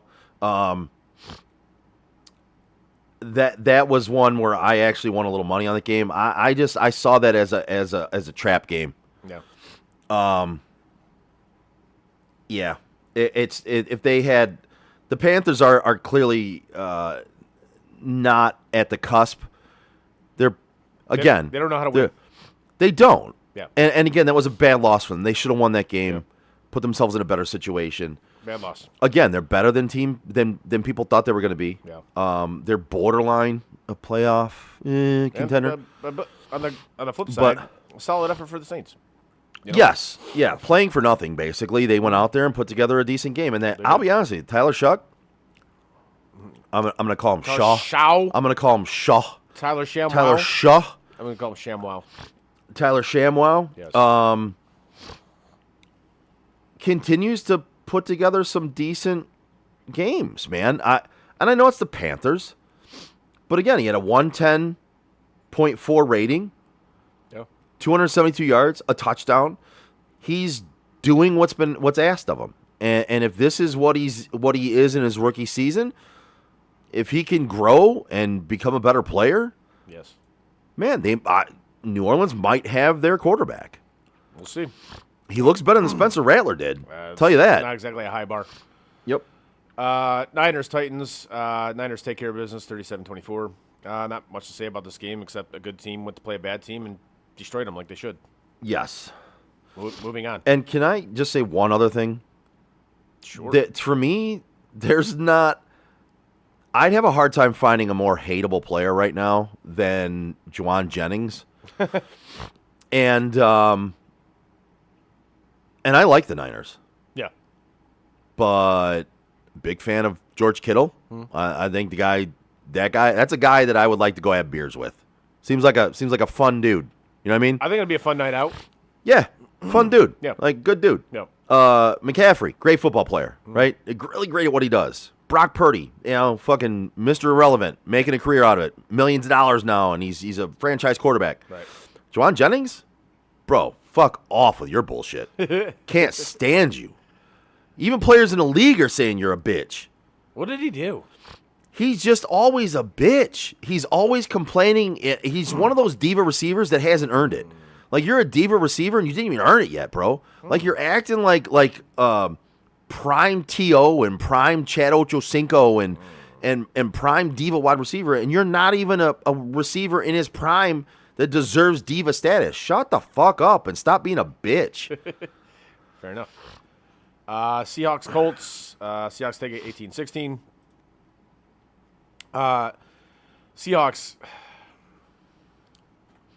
I'm trying to decide if this team is an actual legitimate contender. I think defensively, yes. But their offense is not good. It's not. Who's this? No? The Seahawks. Seahawks, yes. When your only offensive weapon is a wide receiver. JSN? He's really good. Don't get me wrong. Right. He's really good. But they can't run block worth a shit. No, they that can't. offensive line can't run block for anything. Every once in a while, one of the running backs will break something open, but it's because they have to break a tackle or two and Right. get. But it's And you have a quarterback that when he gets pressured sees ghosts, and he still does. well, and that's another thing. Like this team again, this offense on this team, Yeah. defense pretty good every game. Defense really good. Offense, Jekyll and Hyde. I wouldn't even go that far. Fucking there's been a couple games like forgot who it was against Darnold in the first half, almost in the first quarter.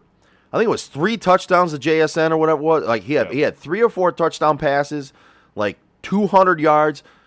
It was like holy shit, dude! Like you just played an entire game in a quarter and a half. Right. You're done. Like you don't have to do anything anymore. That team's not coming back on you because that defense is so good. Like you went out there and played a quarter and a half, and you're done. because defense is not letting them get close to you at this point. You put up 31 points in the first half. Nobody's getting close to you. But then you come out like this against a team that you should have beat the shit out of and look like that. It's not good. And can we give props to the fucking old man, the grandpa that played in that game? Oh, Phil, Uncle Phil. Like Grandpa Phil? Grandpa like, Phil. I can't call him Uncle Phil anymore. Grandpa Phil. Yeah. Grandpa Phil came out there and listen, he still looks like he shot put in the football because he was doing that. does. He was doing that when he retired. Yeah. He looks like it takes all of his energy to throw the football 15-yard outs. And can we bash Cam Ward said he should have gotten the call over him? I mean, Cam Newton? Yeah. Yeah, Cam Newton. I I can't listen to Cam Newton anymore. He's one of those dudes that just he just likes to hear himself talk. He likes the sound of his own voice. All right, man. Like, I know you think you were better than you were, but you weren't. You were great in college. You weren't that good in the pros, man. There's two reasons why they took him over you. One, Phil can actually still throw the ball, which you clearly at the end of your career could not do because you have a noodle arm. And two, he actually knows the offense. What that was the biggest thing. He knows the offense. It's not even the arm thing because, in all honesty, Phillip Rivers still looks like he has to shot put the fucking ball. But at least he can get the ball to people. Cam Newton cannot. But it was more he's familiar with the offense. Yes. He was running it. Yeah. He was running it with the team he was coaching. Yeah, in high school, his kids and he one still of his 8 million kids high school team. And he still kept in touch with the head coach of Indianapolis. Right, that there was rapport there, there was a knowledge there, there was a familiarity there. But I do want to give the guy props, man. You're a grandpa. You're 40. Was he 46 years old? 40, whatever he is. Hadn't played football in 5 years. Old. Yeah, he's old. He's old. Well, I'm the same age. Well, but he's football old. He's football old. Yes. Oh, I'm old too. So we're old. But dude, hadn't played football in 5 years. Right. And went out there and actually performed. And they had a shot at winning that game. They did too. They did. I just mad props to him, man. I thought that was going to be a bigger back alley abortion than it was, man. It was actually kind of impressive to see. Agreed. Vikings, Cowboys. Vikings take them out 34-26. That's a bad loss for the Cowboys. Yeah. That's a terrible loss for the Cowboys. At home, Sunday night, and you let JJ walk in there and fucking beat you? Yeah. And it was funny hearing the commentary on JJ McCarthy's mechanics, and everything they said, I'm like, it sounds very familiar. I feel like we've said this a bunch on this show. It's crazy. It's weird. It was I feel like I've heard that. It's like hearing words parroted back at you. Right. Like, I can't quite pinpoint where I've heard this before. Oh, that's right. We said it. Oh, that's right. Why am I hearing these words in my own voice right now? I feel like I'm. Oh yeah, yeah. We've discussed it. Yeah. At length. Yes. That show was. It just made me laugh when I heard it. I'm like, oh, well, weird. I feel like somebody said that already. Oh, that's right. It was us. Yeah. So Vikings take them out 34-26. Vikings, I guess, are still like mathematically in it, I guess, and so are the Cowboys. But their Cowboys' road was to win the division. Yeah. I don't think they're getting a wild card by any means, but see how the rest of that plays out. And then the Monday Nighter, Steelers take out the Dolphins 28-15. This was a terrible football game. Yeah, and it wasn't even as close as the score shows. It was not. It really wasn't. The Dolphins just proved once again that they can't play in cold weather. And Tua turned the ball over. I just watch him play, and it's like, you ain't it, man. You ain't it. Now, well, and if you look at it, so just look at the stats. Yeah. I mean, 22 of 28. Yeah. 253, 2 touchdowns, 1 pick. It was an egregious pick, but 1 pick. Yeah. And a 113.2 rating. Yeah. Right? If you were just look at that, you'd be like, yeah.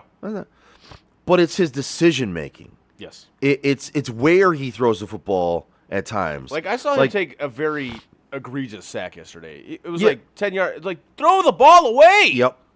But that's another underrated one. Is a lot of times quarterbacks, there's a handful of them that just for some reason, like, dude, take the incompletion, throw it out of bounds. They don't or want something. that, though. That's what I'm saying. But like that's the decision making process, right? Like, dude, you're 22 of 28, and okay, that looks great in your stats, right? But if anybody's watching the game, they see you take these sacks. Yeah. and see that you could have not lost that yardage and thrown the ball out of bounds. Yep. But they don't, and had a better down and distance the next play. but they don't want it to go against their completion percentage, which is absurd. Which is fucking insane. You're actually hurting your team by taking the sack, you dumb fuck. Like, I watched this play unfold. I was like, all right, throw it away. Throw it away. No, throw it away. Like, for real, throw it away. And then he gets sacked. I'm like, why? That didn't need to be a thing. You could have just thrown it in the 12th row. And what the other thing this game shows to me is what we've said, and that's that McDaniel shouldn't have a job anymore. Like, No, this it's dude has to be gone. Like, you had a nice little run. You know, you got back to respectability. Cool. Great. It's over, man. Yeah. It's over. Call it a wrap. It's done. As is the wrap-up of this week in the NFL. Yeah. Yeah. On to the picks. On to... Do we have to? After I saw last week's picks. Yeah. Yikes. None of us did very well. No, This I didn't. segment Horrendous. is brought to you by Holy the fuck. Joe Wright Group. It's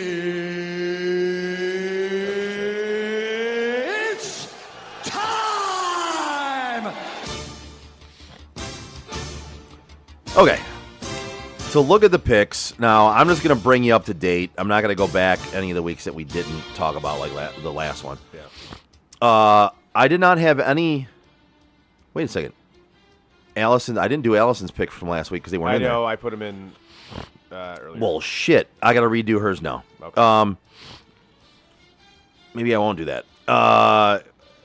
So far, without Allison's picks in there, I'll just say overall. Overall, I won the week, and it was at a 500 record. It was 5-5. Yeah. Fucking brutal.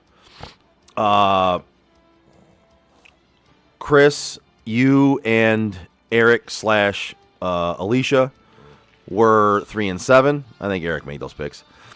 Frank was 3-6 because he did not make the Tampa Bay Atlanta pick. He got his picks in a little late for that one. Yeah.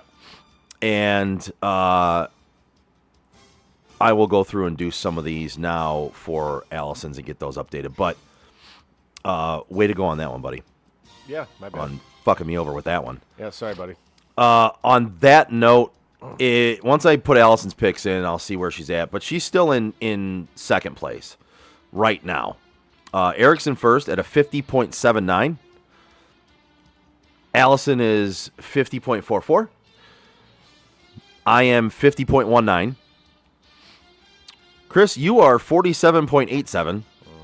Frank is 47.71. None of us should be proud of our picks this year. No. And I can say for myself, I am not. I can't speak for you guys, but I know I am not very proud of my picks. Oh, I'm absolutely not. Not at So all. on Especially to being a two-time champ. on to the shit. Whoever's gonna be the champ this year is gonna be barely over 500. I know. That is fucking It's sad. so bad. So on to this week's shit show. Hopefully we get it more right this week than we did last week. I don't. Ooh, Chris, I don't know. Ow. All right. Starting off with Memphis taking on North Carolina State. NC State's laying 4.5. We all took NC State. Happy Chinooka. Next up, we got North Texas laying 3.5, taking on San Diego State. Joe, Eric, and Frank took North Texas. Allison and myself took San Diego State. Happy Chinooka. Next up, we got Washington State taking on Utah State. Utah State's laying 2.5. We all took Utah State except Eric. He took Washington State. Happy Chinooka. And now we start off the games in the college football playoff. Alabama laying 1.5, taking on Oklahoma. Joe, myself, and Allison took Alabama. Eric and Frank took Oklahoma. Happy Chinooka. Next up, we have Miami taking on Texas A&M. Texas A&M's laying 3.5. Myself and lady friend took Miami. Joe, Eric, and Frank took Texas A&M. Happy Chinooka.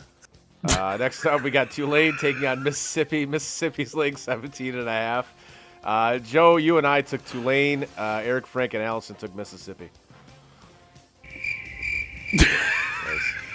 And rounding out the college slate, the last game of the college football playoff, I think.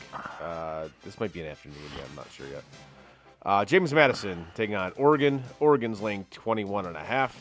We all rolled with Oregon. Happy Chinooka.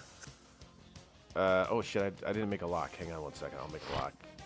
Make a lock, bitch. Make a lock. Yeah. Pop and lock? Pop, lock, and drop it. You know what? What? All right, we're good. All right. First up on the NFL slate, we got the Rams laying 1.5, taking on Seattle. We all took the Rams except Lady Friend. Lady Friend took Seattle. Happy Chinooka. After that, we got Philly laying 6.5, taking on Washington. We all took Philly, and this is your lock, Joe. Happy Chinooka. Next up, we got Green Bay laying 1.5, taking on Chicago. Joe, you and Frank took Green Bay. The rest of us took Chicago, and I will make this my lock. Happy Chinooka. Wait, which one's your lock? This game, Chicago, Green Bay. Okay, sorry. I'm going through trying to put in Allison's picks. No, you're She good. did really well, actually. Yeah. Nice. Next up, we got Buffalo laying 10, taking on Cleveland. You guys all took Buffalo. I took the Browns. Happy Chinooka. You took the Browns? With that -10? Yeah. In Cleveland? Bruh. Yeah. I don't like that 10. Yeah, I mean, It's a lot. I know it's a good defense. I get it. Browns are really fucking bad, dude. I get it. But I don't know. I don't like double digits in the NFL. You know? Yeah. It's a lot. No, it Especially is. on the I road. agree. Like if this was in Buffalo, fine. Yeah. But in Cleveland, yeah. Weather, all that shit, you know. Next up, we got the Chargers taking on the Cowboys. Cowboys laying 1.5. Myself, Joe, and Frank took the Chargers.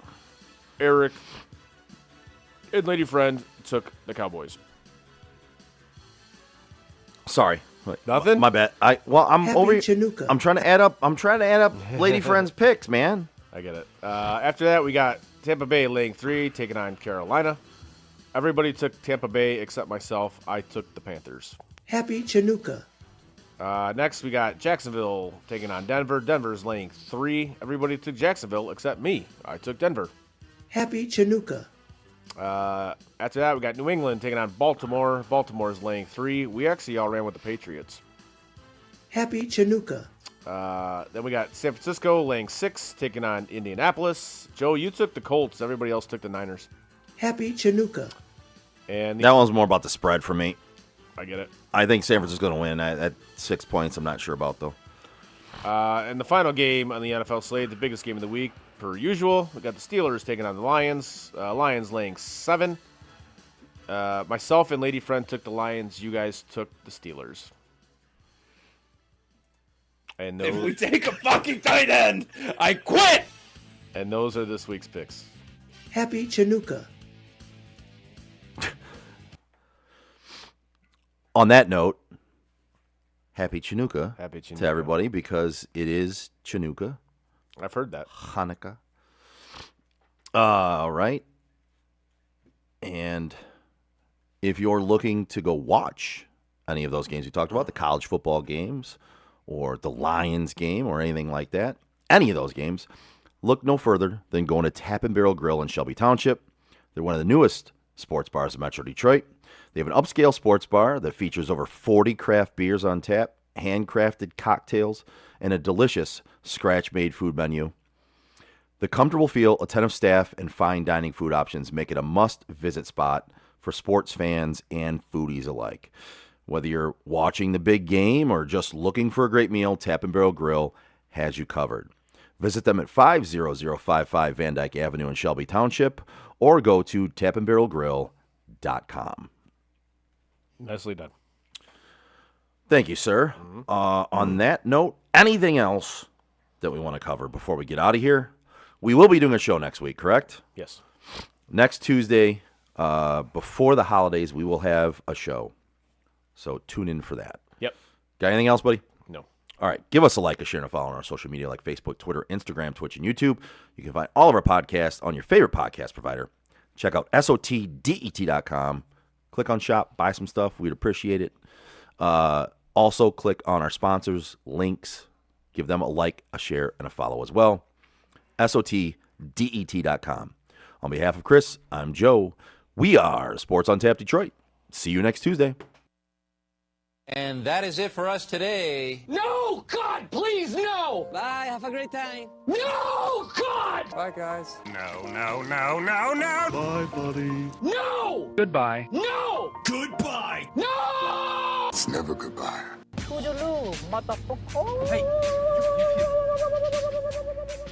know, we've been through our ups and been through our downs. You were meant to be here tonight. You guys will always be in my heart. Great moments are born from great opportunity. I think the most important part is that we all stay together throughout.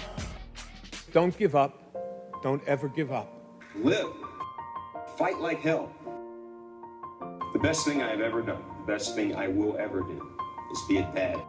God, I love you guys. Mamba out.